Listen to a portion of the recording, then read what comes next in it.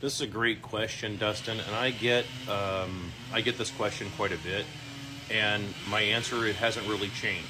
You should put well, you always have to ask yourself first, why do you need to make a return? Why do you need to invest in anything? Why can't you just have save money, right? Why is that? Why is that the case? Well, it's because your currency is devaluing. Right, that's why you need to do that, because your currency is devaluing. Sorry about the background noise. We've had some flooding here, so of course we've had trees fall down, and so there's yard crews and what have you that are taking care of all this stuff. So the question, so if you ask that question, why it is that your currency is devaluing, then it's very easy to say, okay, well, why do I need to make a return? You need to make a return because you have to keep up with inflation, because they're inflating the currency to worthlessness. So my suggestion is if you're being paid in dollars or any other fiat debt-based currency, which is pretty much everybody, unless you're fortunate enough to be able to get out of that system, and more people, I think, are going to try and get out of it if they can.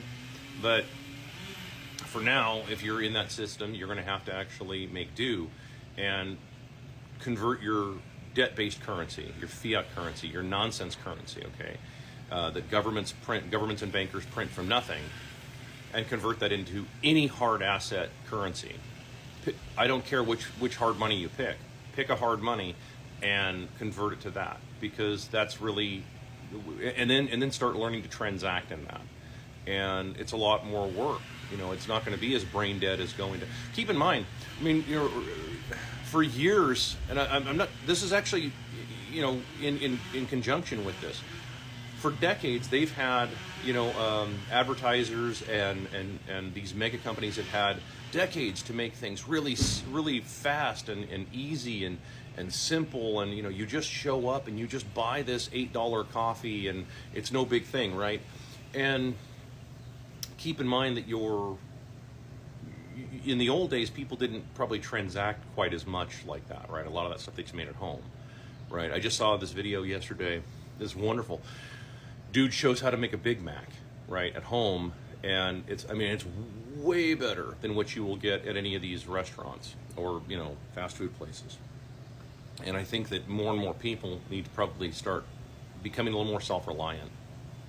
More of us. From Gen X down, right, they're going to pretty much have to learn to do a lot of this stuff ourselves, because the costs are just none of these companies could do what they were doing before. And that's the other thing too. And I have a whole channel devoted to this, where I've been trying to explain this. These companies didn't have the money to do this in the first place. What they were doing was they were using a lot of fiat largesse to pump into the marketplace to buy the market, right? And when you do that, you drive all your competitors out of business. Well, that's good for you, but overall, it destroys your economy. And it also creates inflation, which is, of course, why everybody keeps asking, where should I put my money? Where should I put my money? You should put it into hard assets and then start learning to transact with that. No different than, and kind of create a parallel economy if you can. I mean, if you think of it along those lines, no different than this thing on TikTok, where they're talking, and all their socialist media, where they're saying, block celebrities, stop engaging with these people. I agree. I'm going to do a video on that, because that's actually a brilliant bloody idea. So I hope that answers your question, but there isn't going to be an answer quite the way that you think. This is going to require people really understanding money. They're really going to have to, not just you, but a lot of people are going to have to really understand what money actually is and why it works the way that it does.